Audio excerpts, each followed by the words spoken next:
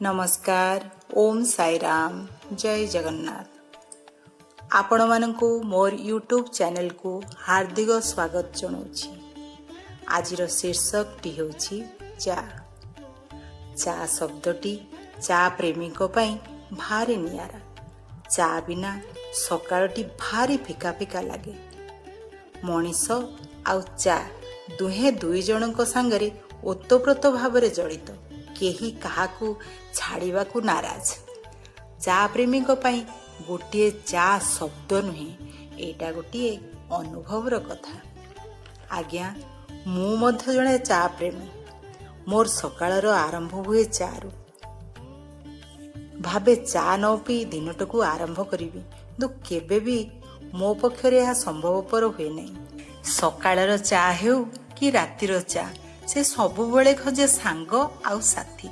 एठू जना पड़ुची चा शब्दटी समस्त को बांधिकी बा जोड़िकी रखिबाकू सबुबले चाहे। आउ चा को खाली लोके पी न थांती, ता सहित आउ किछि कुड़ुर मुड़ुर पाटी सुआदिया सामग्री को मध्य दरकार करंती। चा गोटिए निशा।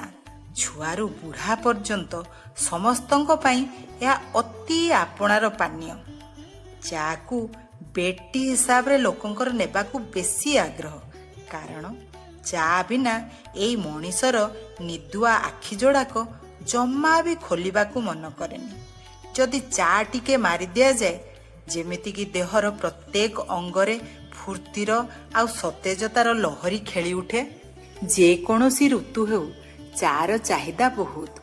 लोके चार गरम गरम चुस्की नेबा पई से गरम दिन हेउ कि शीत दिन हेउ कि वर्षा दिन हेउ केबे भी पछांती नाही। शीत दिन टिके चार प्रचलन अधिक। पुणी विभिन्न प्रकार विभिन्न स्वादर मध्य आमे चा तैयारी करू। आमे समस्ते जानिचु चार अत्यधिक सेवन हानिकारक। डाक्तर माने कहउचंती गैस्ट्रिक एसिडिटी रो कारण हेउची चा। मार गुली तांको मंतव्य को एई मनीष एसबु कथा आज्ञा बुझे नाही। से दिन को 8 ରୁ 10 थर पर्यंत चा पी दे थाए। एटा गोटे आज्ञा खराब अभ्यास। चा दुकान टी छोट हेउ कि बड़ हेउ, कोकर समागम आउ भिड़र मात्रा अधिक। मात्र 2टी बेंच पड़िथिबो। आपण माने जदि जाई सेठी टिके अनुध्यान करी देखिबे, पाइबे किए बसिथिबो तो किए छिड़ा होइथिबो। किंतु आज्ञा देशर बड़ बड़ खबर ठारू छोट छोट खबर पर्यंत सेठी ही चर्चा। खबर कागजर मजा मध्य लोके सेठी ही नियंती। गोटिए खबर कागज को 5 ରୁ 6 जण मिसी टणा आटरा करुथांती। आउ चा सांगे फा मध्य सेठी मिले। याडे गोटे हाथ रे चा कप तो आउ गोटे हाथ रे बीड़ी बा सिगारेट, आउ किए बिस्कुट टी चा कप भितरे बुड़े बुड़े खाइबारे व्यस्त। जेमिति कि सकाळ आउ संध्यार टिफिन टी सेठी ही से सारी दिए। चा दुकान रे आपण माने विभिन्न वर्गर लोकन को देखिबा को पाइबे। एकदम ऊपर स्तरर, मध्यवित्त, पुणी तळ श्रेणीर। एठी छोट आउ बड़र वैषम्यता देखिबा को मिले ना।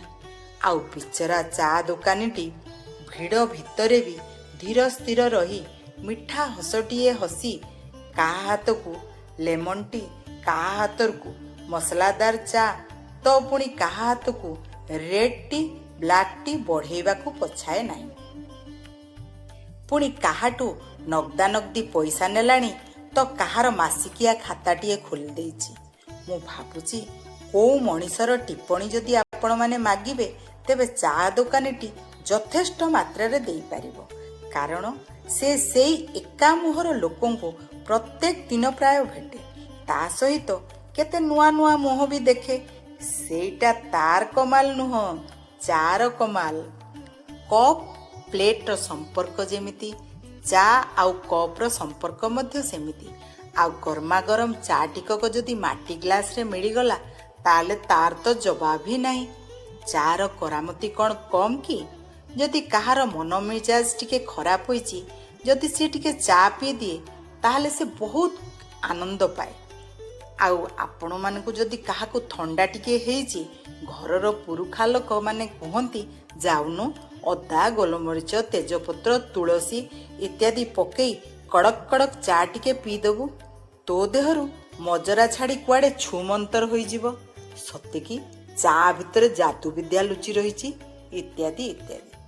ଚା ମଧ୍ୟ ବିଭିନ୍ନ ବ୍ରାଣ୍ଡର ଦେଖାଯାଏ, ରେଡ୍ ଲେବୁଲ୍, ଟାଟା ଟି, ତାଜମହଲ ଇତ୍ୟାଦି ଇତ୍ୟାଦି। ଆପଣମାନେ ସମସ୍ତେ ଦେଖିଥିବେ ଜାକିର ହୁସେନଙ୍କର ଟିଭିରେ ତାଜମହଲ ଟିର ଆଡ୍।